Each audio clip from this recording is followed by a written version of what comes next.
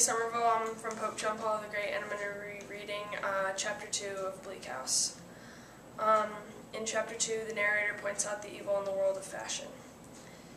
It is but a glimpse of the world of fashion that we want on this same merry afternoon. It is not so unlike the court of chancery, but that we may pass from the one scene to the other, as the crow flies. Both the world of fashion and the court of chancery are things of precedent and usage. Oversleeping Rip Van Winkles, who have played at strange games through a deal of thundery weather. Sleeping beauties, whom the night will wake one day, when all the stop spits in the kitchen shall begin to turn prodigiously. It is not a large world, relatively even to this world of ours, which has its limits too, as your highness shall find when you have made the tour of it and are come to the brink of the void beyond. It is a very little speck. There is much good in it. There are many good and true people in it. It has its appointed place. But the evil of it is that it is a world wrapped up in too much jewelers' cotton and fine wool, and cannot hear the rushing of the larger worlds, and cannot see them as they circle round the sun. It is a deadened world, and its growth is sometimes unhealthy for want of air. My Lady Dedlock has returned to her house in town for a few days previous to her departure for Paris, where her ladyship intends to stay some weeks, after which her movements are uncertain. The fashionable intelligence says so for the comfort of the Parisians, and it knows all fashionable things. To know things otherwise were to be unfashionable. My Lady Dedlock has been down at what she calls, in familiar conversation, her place in Lincolnshire.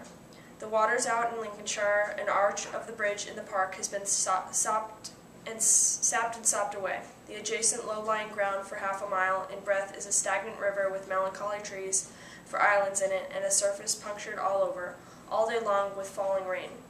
My Lady Dedlock's place has been extremely dreary. The weather for many a day and night has been so wet that the trees seem wet through, and the soft loppings and prunings of the woodman's axe can make no crash or crackle as they fall. The deer, looking soaked, leave quagmires where they pass. The shot of a rifle loses its sharpness in the moist air, and its smoke moves in a tardy little cloud towards the green rise, coppice top that makes a background for the falling rain. The view from My Lady Dedlock's own windows is alternately a lead-colored view and a view in Indian ink.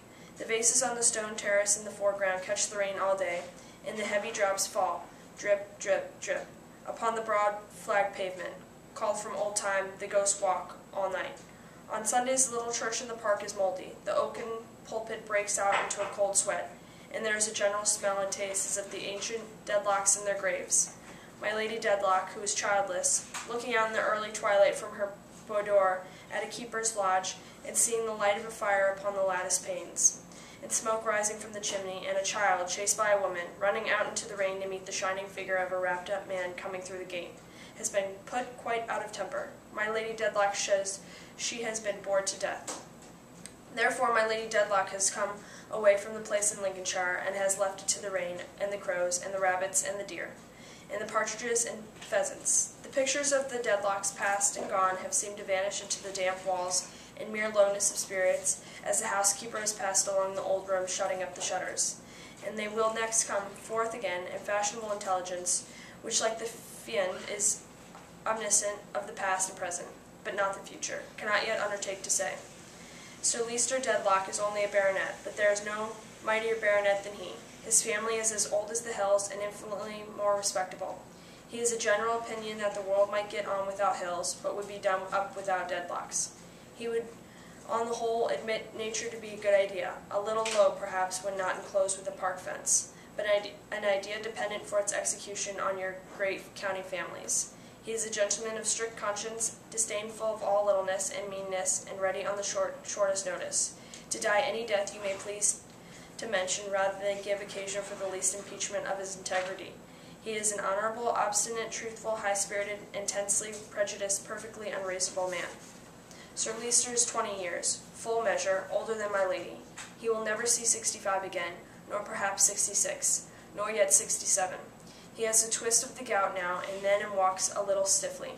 He is of a worthy presence, with his light gray hair and whiskers, his fine shirt frill, his pure white waistcoat, and his blue coat with bright buttons always buttoned. He is ceremonious, stately, polite on every occasion to my lady, and holds her personal attractions in the highest estimation. His gallantry to my lady, which has never changed since he courted her, is the one little touch of romantic fancy in him.